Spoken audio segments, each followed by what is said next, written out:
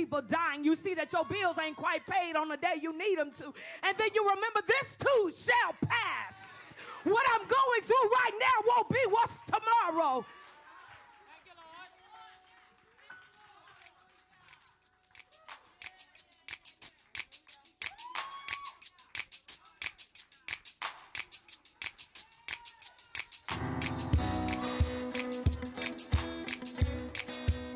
Put your hands together. I don't know the beat. I can't find it. Oh, oh, oh, oh, oh, oh, oh. One more time. Sing it all.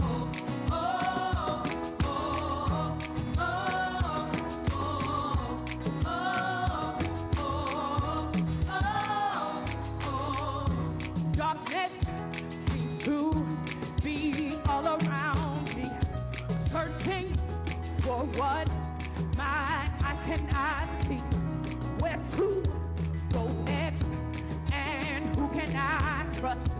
No one but you, my hope is Jesus.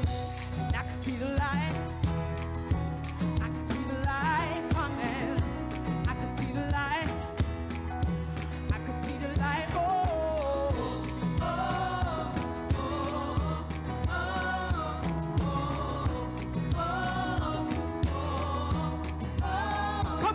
Darkness seems to be all around, searching for what where to go next, and who can I? No one but you, Jesus. No one but you. My hope, Jesus. I can see that. I can see the light. I can see the light coming. I can see the light. I can see the light. This won't last. This won't last. Your word will come. Your word will come to. I can see the light. I can see the light coming, coming. It's coming. Oh, oh, hey, oh, oh, hey, hey, hey, oh, oh, oh, shine your light on us. Shine your light, Jesus. Oh, shine your light on us. Shine your light, Jesus. Oh, shine your light, shine your light on. Shine your light, Jesus. Oh, shine your light on us. Shine your light, Jesus. I can see the light. I can see the light coming. I can see the light. I can see the light. This won't last. This won't last. Your word will come. Your word will come. I can see the light. I can see the light coming. Coming. It's coming. Put your hands together.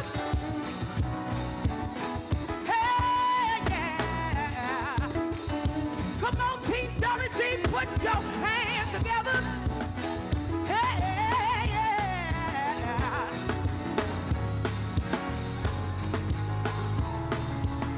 Said this won't last. This won't last. This won't last. This won't last. This won't last. This won't last. This won't last. This won't last. Said this won't last. This won't last. This won't last. This won't last. Said this won't last. This won't last. Your word will come. Your word will come. Said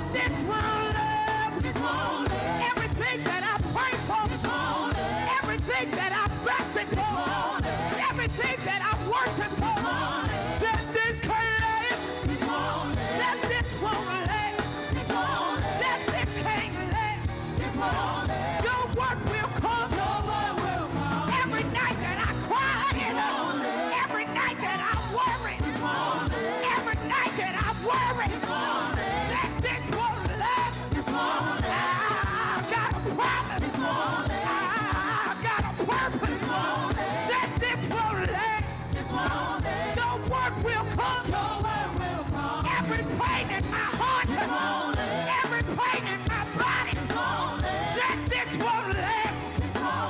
Said this won't last. I don't care what the doctor say. I don't care what the test results say. Said this won't last. Said this won't last. Take your hand off my children. Take your hand off my family. Take your hand off my marriage. Take your hand off my finances. Said this won't last. Said this won't last.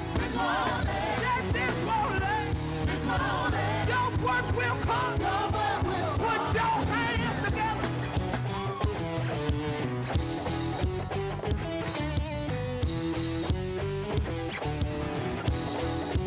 Ooh.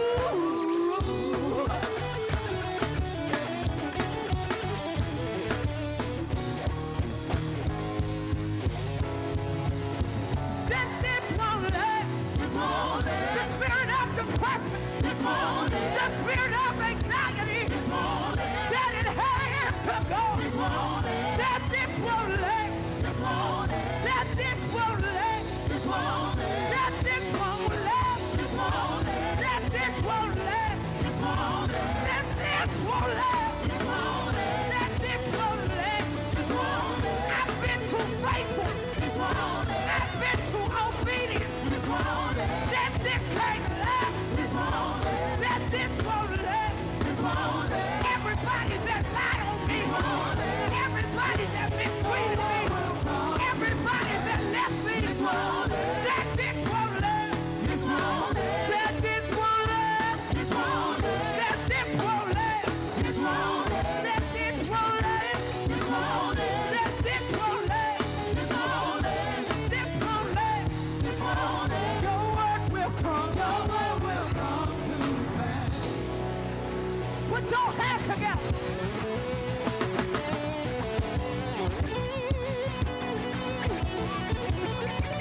See, sometimes to get what you need from God, you gotta do something different than you ever done before. So to get a supernatural blessing, sometimes you gotta give him a supernatural praise.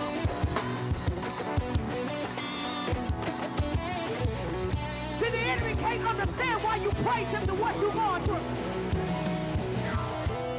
He said he'll prepare a table before you in the presence of your enemy. So stop deleting them. Stop blocking them. Let them see the goodness of the Lord.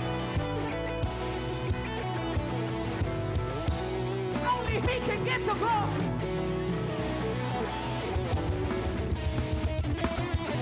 So this is what I need you to do. I just need you to take 30 seconds. We in the last month of the year and of the decade. And I know God promised you some things that you ain't seen yet. Sometimes that's our fault. But sometimes he's just letting you go through the process. See, a diamond needs pressure and it needs fire. The longer it's in pressure and the longer it's in fire, the greater the brilliance of the diamond. So what you're going through right now is just a little bit of pressure and just a little bit of fire. And when God intensifies that fire, remember the more brilliant it will be. So don't quit now. Don't throw it in the towel, because if you throw it in the towel, he's going to throw it right back to you. I'm just saying. So right now, I need you to remind yourself, not your neighbor, not the person behind you, but remind yourself, this won't last.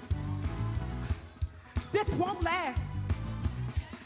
This won't last. This won't last. This won't last. This won't last. What I'm facing right now. This won't last. What I'm feeling right now. This won't last. What I'm going through right now. This won't last. What I'm facing right now. This won't last. The lack that I have. This won't last. I said the lack that I have. This won't last. The darkest place I've been in. This won't last. Said this won't last. This won't last. Said this won't last. This won't last. It can't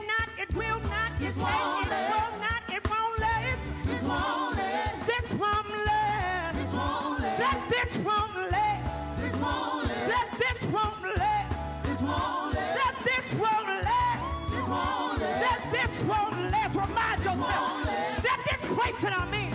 This won't last. This place that I'm going home to. This won't last. Said this won't last. This won't last. Said this won't last. This won't last. Said this won't last. This won't last. This won't last. This won't last. This won't last. This won't last. Your word will come. Your word will come to pass. Come on and put your hands together if you believe it. If you believe that his word will come to pass. Come on, you can do better than that. Shout out to God with a voice of triumph.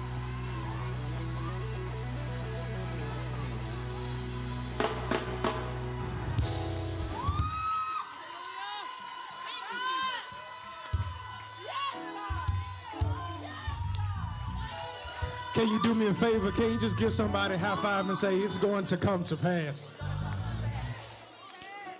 Finish strong. Finish strong. The definition for finish strong is an attitude of believing you can do something and having the courage and determination to see it through to the end. An attitude of believing. An attitude of believing. It didn't say believing, but it says having an attitude.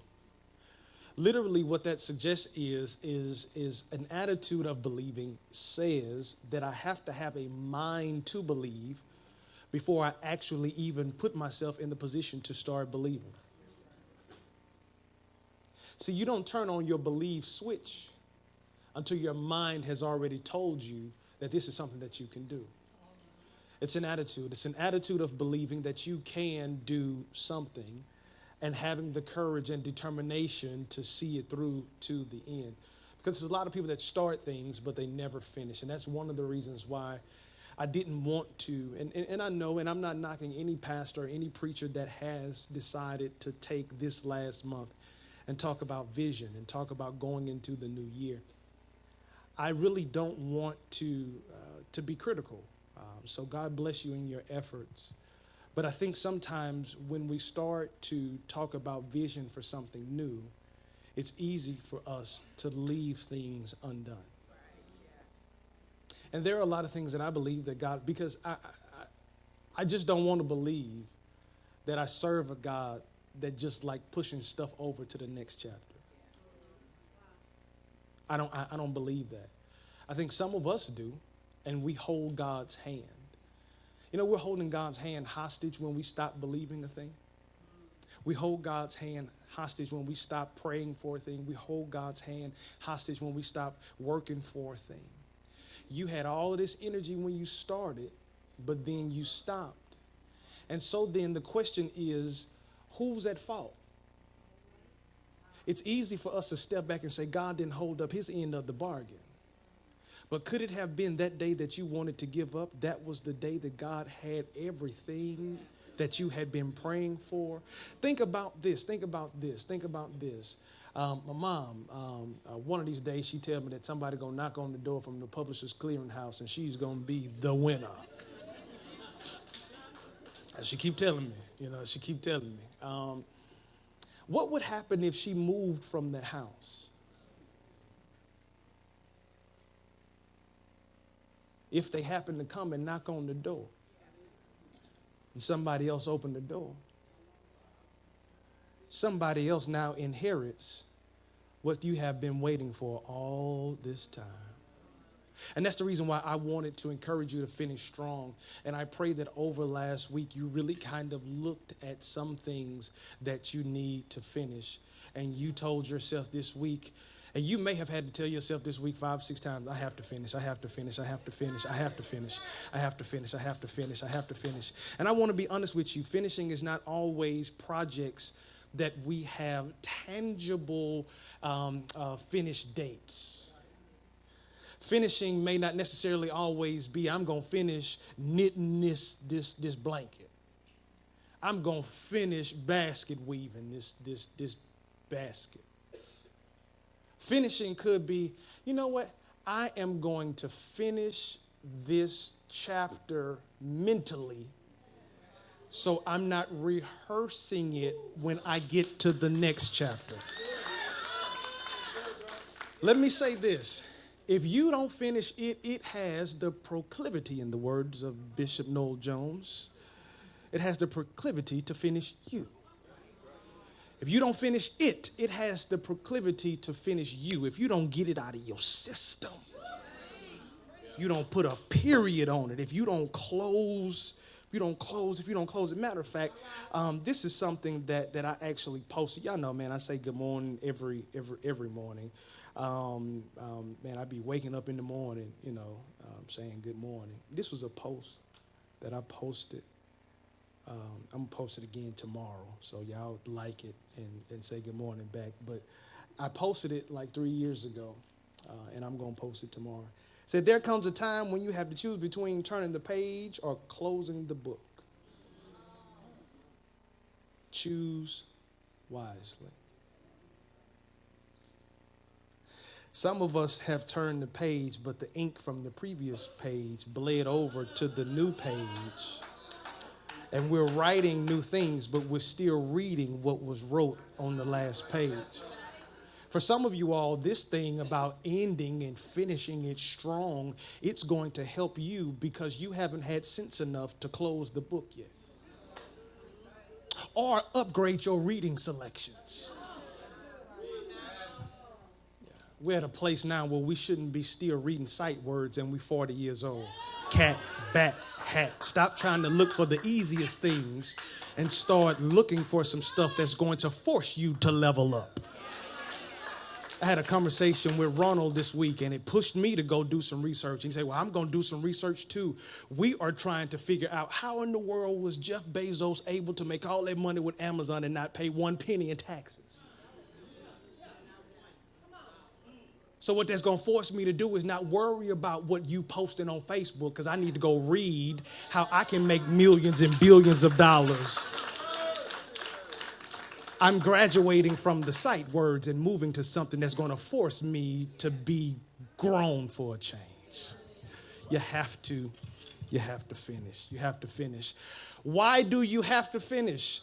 We came up with these 3 last week. You have to finish because God still believes in you. Sometimes, man, when we fail, sometimes when we hurt, sometimes when we're in pain, the first person that we start to attack is ourselves. Have you ever asked yourself, how did I let that happen? You asking yourself, how did you let that happen? And they did it to you. And it's forcing you to start look at yourself in a very different way. But God is telling you, I still believe in you. Even if there was something that you started working on in March and in May, you stopped working on it. God say in December, I still believe in you. I still believe that you can finish it. I still believe you are dope. I still believe in you because I gave you the vision in the first place. Not only does God believe in you, but there's somebody that's connected to you. They believe in you too because they haven't stopped watching you. They believe in you. They believe that you are the person that God has sent in their lives to be the example for them, to show them how it's supposed to be done. That's why I am huge. I think, man, maybe next year, I'm going to take some time to really flesh it out. I don't think it'll be a sermon. It may even be a series. I don't know, but I really want to talk about this generational curse breaker. I really believe that it's something that God is calling us to do because there's some stuff that has just been passed on in our DNA that won't show up in a blood test. And it's only until we confront what's trying to control us that we'll be able to snatch it up from its roots and ensure that our children and their children and their children's children will never have to go through that again. I think we got it twisted when Solomon said that a good man leaves an inheritance for his children. All of y'all was thinking about money.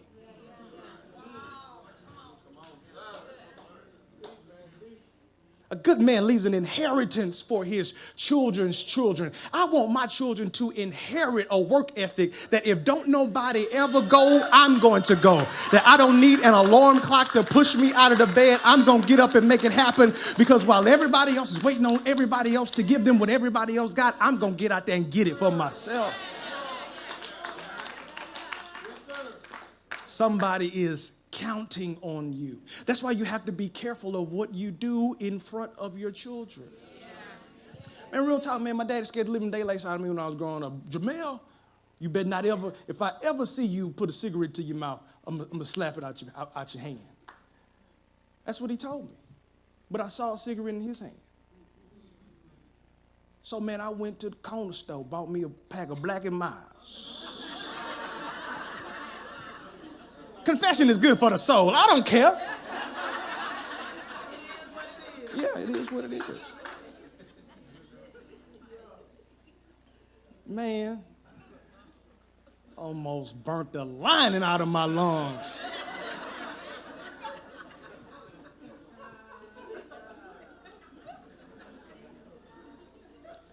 And he since stopped. He since stopped. But he told me not to do something that his example was already doing. So I was looking and I was becoming a carbon copy of what I was seeing and not what I was being told. And that's why we have to be careful that we ensure that our children see resilience. We see our children see long suffering. Our children see parents not being petty. Because some of us have passed on the petty trait to our children, and then when we go to the schools, we being petty with the teachers, and all the teacher was trying to do is tell you that your child's being petty. Now the teacher stepping back looking like, oh, I see, the apple don't fall too far from the tree.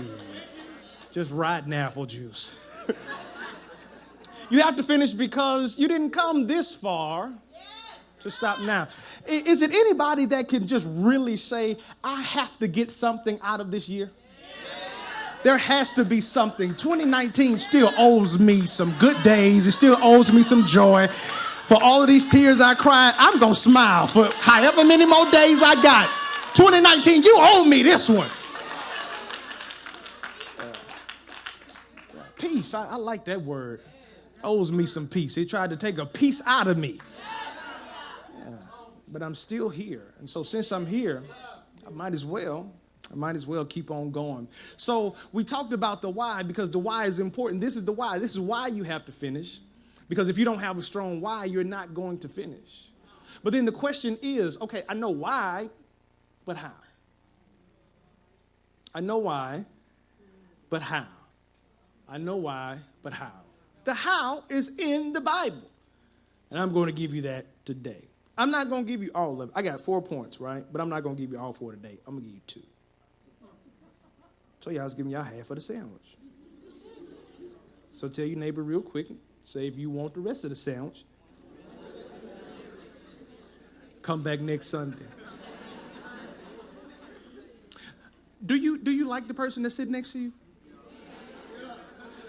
Okay, do me a favor. Tell them, I need you to come back next week.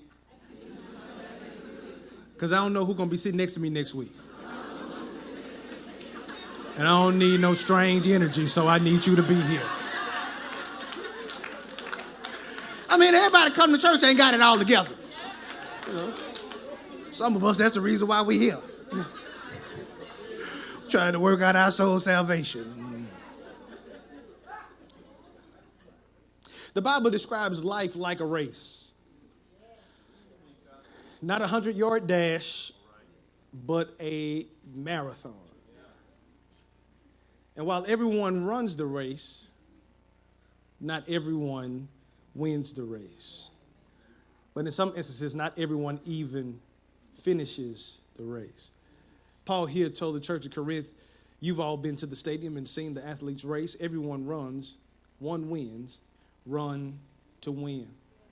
And there's a lot of people give up. I said this last week, that many of us have given people illegitimate victories because we stopped running. While everyone runs the race, everyone will not finish. And some people, they won't finish because they'll get discouraged, they'll get distracted, they'll get hurt, or they'll just give up. Which will eventually find themselves on the sidelines being critics. Have you ever noticed the people that's most critical of you are the people that's not even doing what you're doing?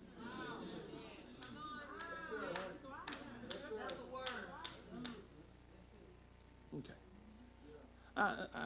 I want to make sure that's ingrained in your spirit. I'm going to say it one more time. The people that's the most critical of you are not even doing what you're doing. And most of those people have the unmitigated gall to say that if they were in your shoes, they would do it.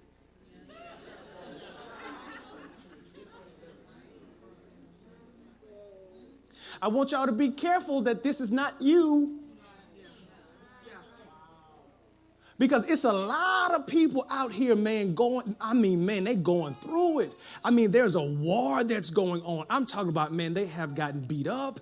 I mean, they have endured so much. And because they make it look good, you feel like it's easy.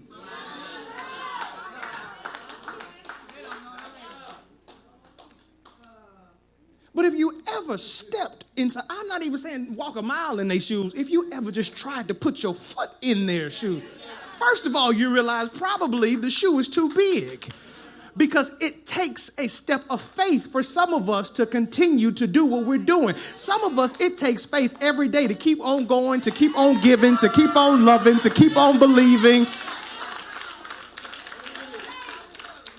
And I promise you, if you ever got committed to running your race, you probably wouldn't even have time to be critical of somebody else's race. Like, I'm gonna be honest with you, man, I don't know what's going on with my Eagles. I have no clue. We lost to the Dolphins last week. How?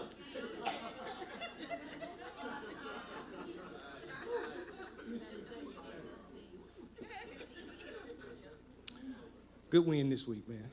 Yeah, man. Chicago, they did their thing against the Cowboys. But I will say this. My Eagles, we don't have the right to say anything about the Saints.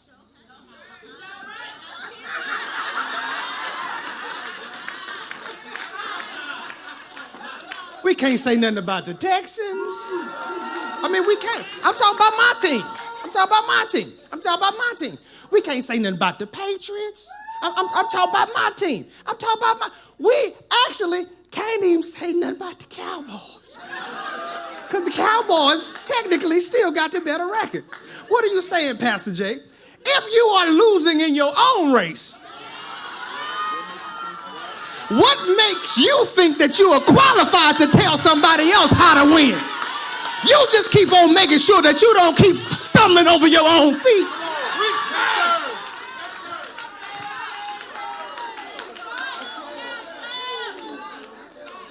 Hallelujah.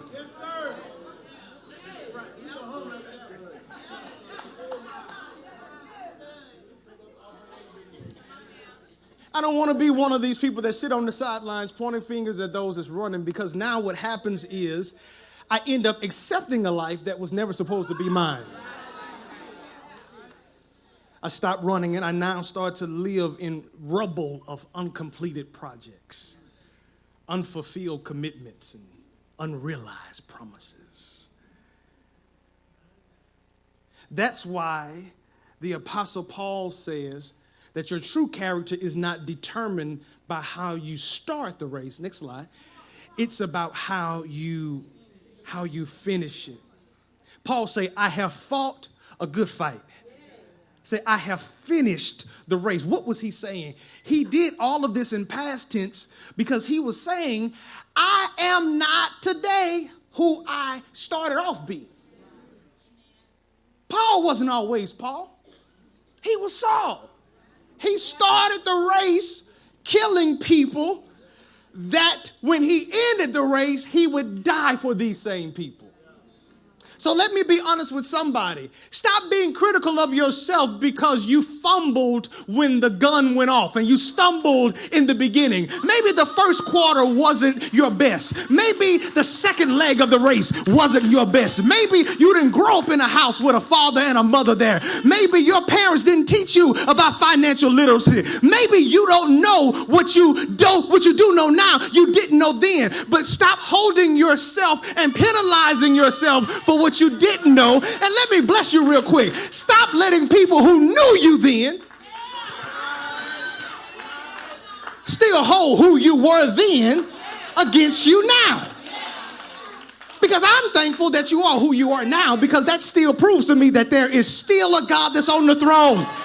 And he is he's using people that other people think are not qualified. Sometimes God requalifies the people that other people have disqualified, because you know what it feels like to be on the bottom end of a failure. You know what it feels like to be on the other side of dropping the baton. You know what it feels like to be on the other side of a relationship that didn't work. You know what it feels like to have worked 40 hours a week and get your check and still don't have enough money to pay your bills. You know what it feels like. And so when he does come and he provides for you and you don't know where the money comes from, you're able to appreciate it. I haven't always been here, but I'm thankful that God brought me to this place.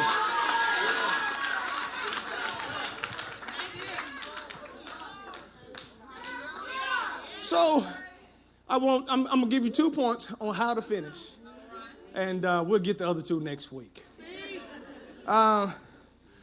First, to finish, I must give up to go up.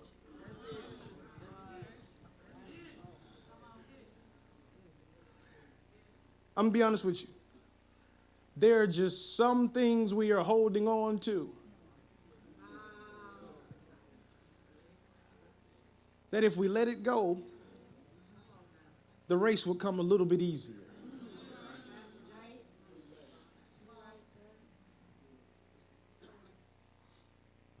The Hebrew writer says, therefore, we also, since we are surrounded by so great cloud of witnesses, say, let us lay aside every weight and the sin which so easily ensnares us. Everybody say, ensnare.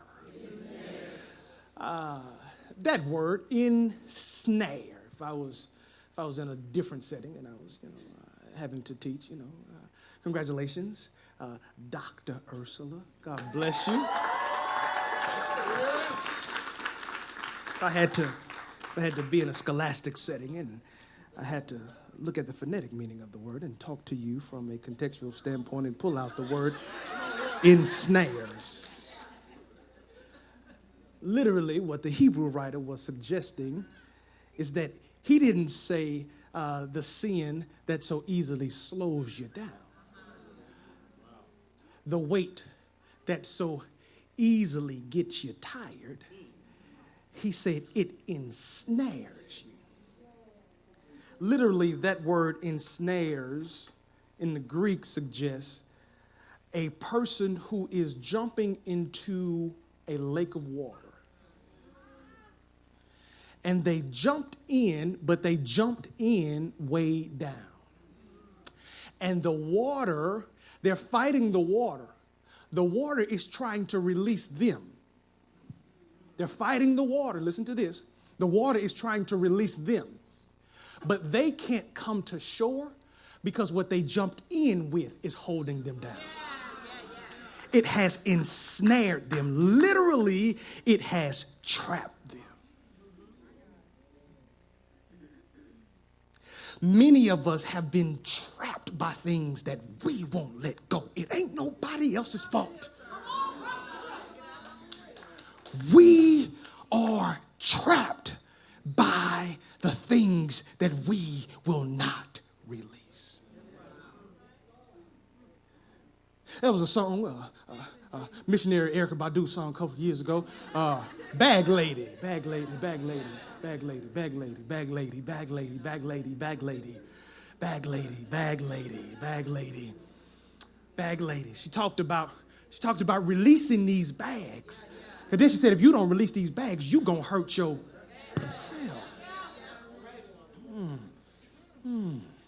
You gotta release those bags. I've never really flown Spirit. Something in my spirit don't sit well with Spirit.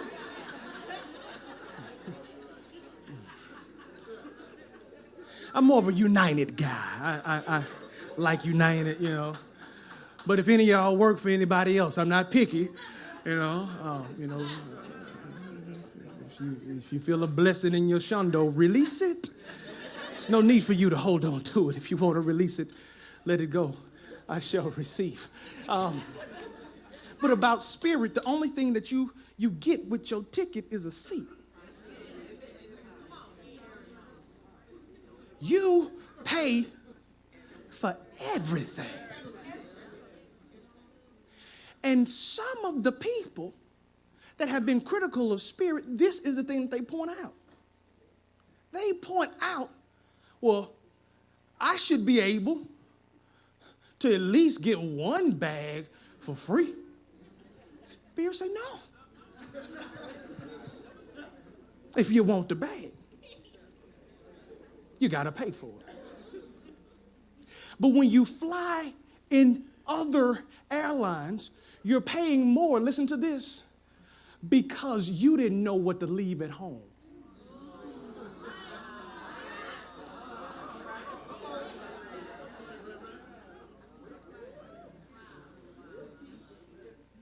Literally, my travel has become expensive.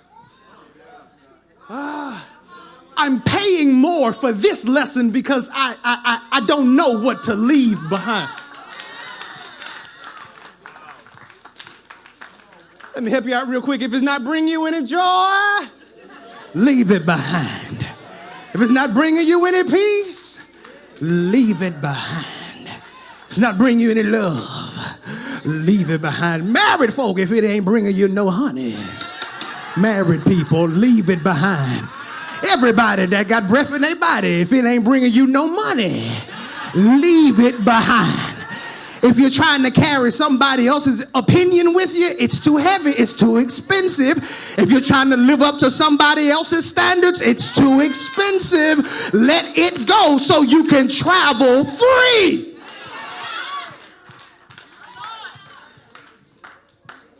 Said, let it go so I can run with endurance. I'm getting winded quicker, Ronald, because I'm carrying stuff that I don't need for my race.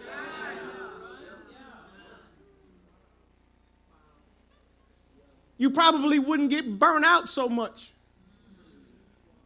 if you wasn't carrying how other people feel about you.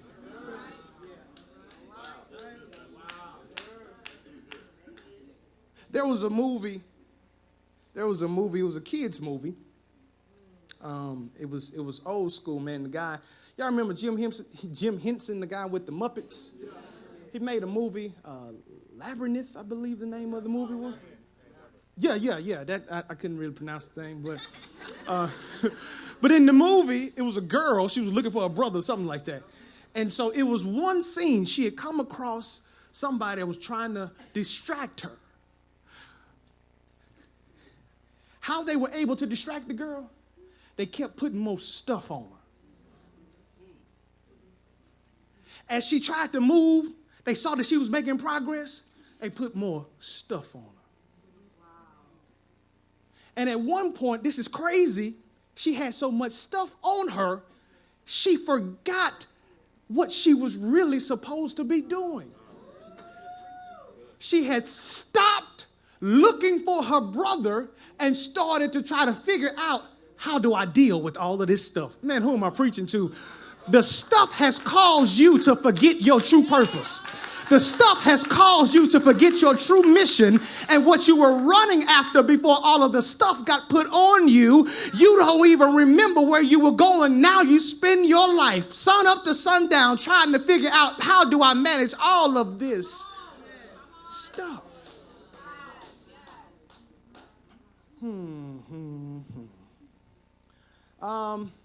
Yeah, okay. Let me go to the next point. See, man, I'm almost through. Just got 2 points, man. No. Okay. Let me get the scripture. Because this scripture came from last week. It said, you were told, no, this is not last week's scripture. It's brand new scripture. Bless you. Paul said in the church of Ephesus, he said, you were told that your foolish desires will destroy you, that you must give up your old way of life with all its bad habits. Lord Jesus. If I really want to go up, I got to give some stuff up.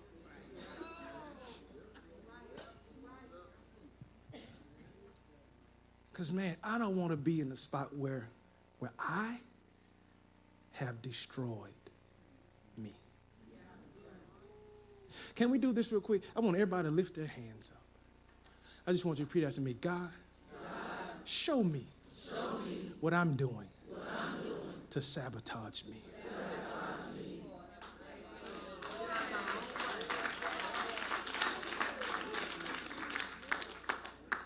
Because whatever it is,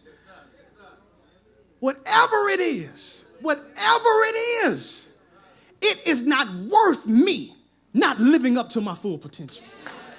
Whatever it is.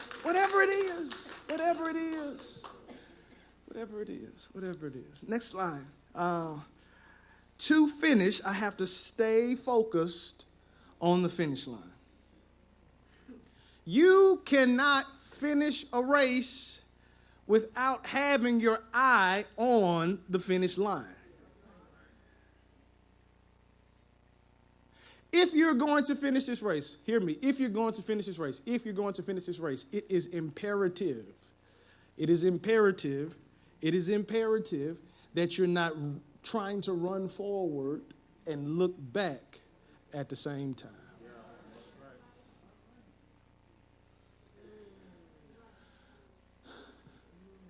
I can't even run forward and look around.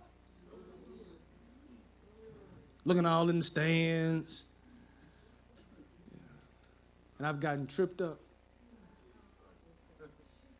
Man, it was a little funny last week. I was watching Shaqtin' the Fool, and it was a basketball player. I don't know if it was James. Somebody just said James Harden. Just want to pick on the beard. Lord Jesus. He does a lot, but I don't know who it was, but I remember the guy was just dribbling, and he had a clear path. He had a clear path to the goal. But instead of him charging to the goal to score, he hesitated because he heard some steps coming behind him.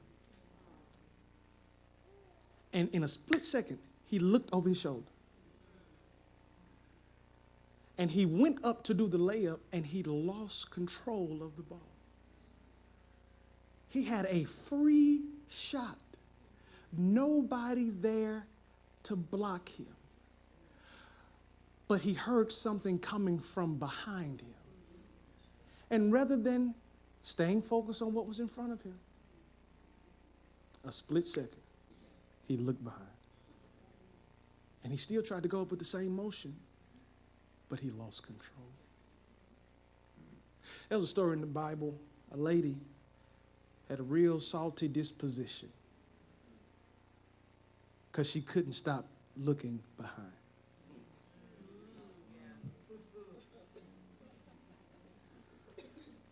She was married to a guy by the name of Lot. Lot at least was just a troublemaker. And God had given them an opportunity to leave from a city that they shouldn't have never been in the first place.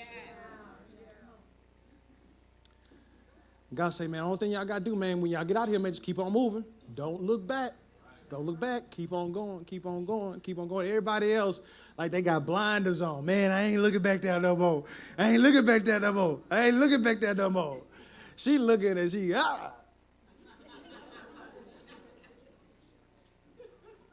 She just salty. Is that why some of y'all attitudes so salty? Because y'all can't appreciate the opportunities of today? Because you can't stop looking in the past.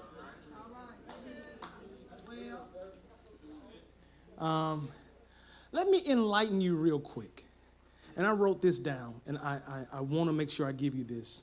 I wrote, for some of us, we can't stay focused on the finish line because we can't let go of our past. Wow, I put this on here. Let me enlighten somebody real quick. I wrote that. I was in my head because I knew it was somebody that I need to enlighten. Let me enlighten somebody real quick. The past is hard to shake because it has a split personality that traps us emotionally. One side of the coin, our past weighs us down with either guilt or shame over what we've done. Or the other side of the coin is resentment and bitterness over what they did. Let me read that one more time. The past is hard to shake because it has a split personality that traps us emotionally. On one side of the coin, our past weighs us down with either guilt or shame over what we did. Or the other side of the coin is resentment and bitterness over what others did to us. Either way, it's a tool to distract you from the finish line.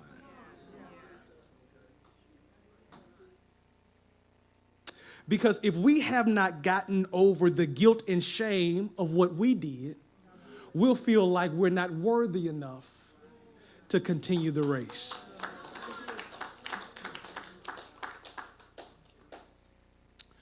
And if we cannot get over the bitterness and resentment of what happened, we won't get in the race again because we're fearful of being hurt another time. Or God has sent us in this leg of the race to run a relay, but because the person that we ran with before dropped the baton, we're angry and bitter because when they dropped it, we all got disqualified. Or the guilt and the shame of if you were the one that dropped the baton, you're fearful now, will anybody ever trust you again? So in both instances, you still have two people that are qualified to run, but the past has robbed them of their future. Whatever side you're on, I want you to be free today. Because sadly enough, and I'm not saying this with any malicious intent, but I want you to hear my heart. If you did it, you can't undo it. And if they did it to you, it's already been done. You have to find some solace in knowing that the steps I take forward as I run, those steps could be the steps that I need to distance me from what happened, and I can be healed along the way. Man, this is not even on my notes, but I'm giving this to somebody while you're still sitting there worrying about what happened and playing it over and over again. You're not making any progress. God say, when you begin to move, I'm going to heal you along the way. Run even if you got a cut. Run if you're still hurting. Run if you're bleeding a little bit. God say, as you move forward, I am going to run with you. And while you're running, I'm stitching you along the way.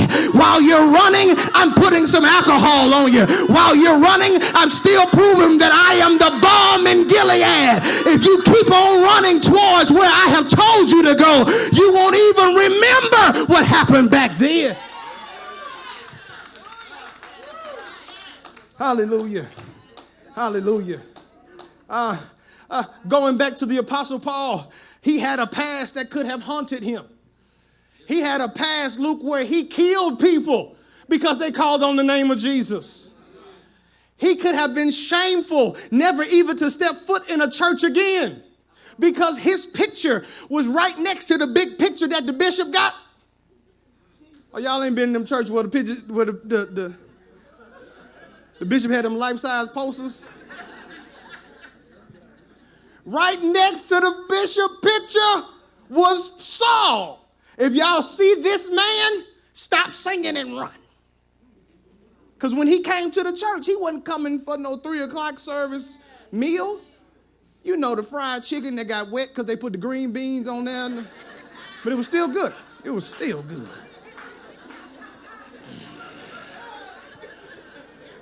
If you saw Saul coming to church, Saul was not coming because he was hungry. He was coming to kill somebody. But when he turned into Paul, his track record got to the church before he got there. So how do you think he felt walking into a ministry assignment, knowing that I have to preach to somebody that I killed their cousin? I don't even know the emotional state he had to be in to be able to preach Jesus and try to tell somebody that there is a better way, knowing how jacked up his past was. He could have been guilty and he could have been shameful, or he could have been bitter. You hurt them. How could you be bitter? He could have been bitter because he's accepting church engagements and he's telling them, why y'all tripping over who I was? I ain't doing that no more. So Paul could have been in 2 places. And both places on paper were legit. He could have been shameful of what he did, or he could have been upset that the church people who were supposed to be forgiving were holding his past against him. But Paul came to himself. And he said, man, I can't worry about what I did in the past. I ain't doing that no more. And man, I really can't worry about the opinions that other people have. He says one thing, next slide. He says, one thing that I do, I forget what is behind and I strain toward what is ahead. I press on toward the goal to win the prize. This is it. One thing I do, I forget and I press on. I forget and I press on. I forget and I press on. I forget and I press on. But listen to this. Look at how it's written. Mama was an English teacher and she told me this: whenever you see an ing, it means it's continual. Why is that important, Pastor Jay? Because every morning I wake up, it's going to try to distract me. But I got to have enough power to tell it, I'm forgetting you today. I'm remembering what God told me. I'm forgetting you today. I'm keeping my eye on that finish line. I'm forgetting what happened yesterday because I believe something greater is going to happen today. And he had to strain because there were pieces of him that wanted to give up. There were pieces of him that wanted to throw in the towel. There were pieces of him that wanted to give up on everything. But he had to strain. Some of you all are in the middle of a strain. You had to strain out of your bed last week. You're straining financially, but keep on running because what you're running after, it's waiting for you. Touch somebody and tell them, if you keep on going, you are going to get it. Hallelujah. I'm done. Hallelujah. Wow. What an amazing experience we just had at the Word Church. I'm so excited that God has allowed us the opportunity to bring the Word to you wherever you are. We have people that watch us all across the globe, and I'm thankful that we have come to you.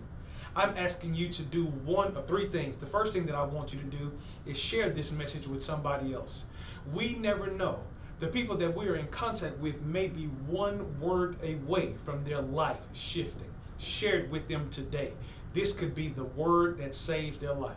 The second thing that I want you to do is subscribe to our YouTube channel to make sure that the next time that a word comes from the Word Church, you're the first to know. And lastly, if you're in the city of Houston or surrounding areas, make sure to visit us at TWC.